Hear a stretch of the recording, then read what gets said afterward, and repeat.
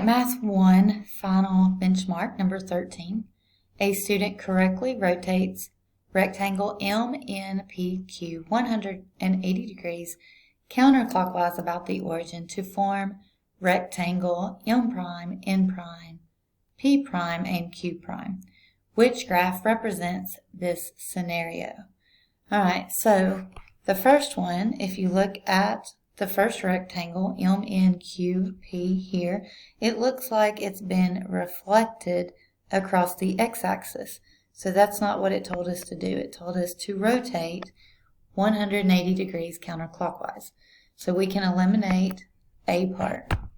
B part looks like it has reflected across the y-axis and then shifted down.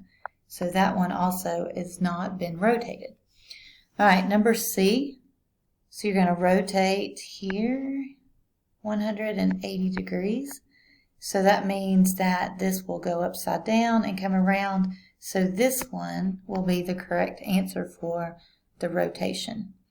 This one looks like it has been reflected across x equals negative 1.5.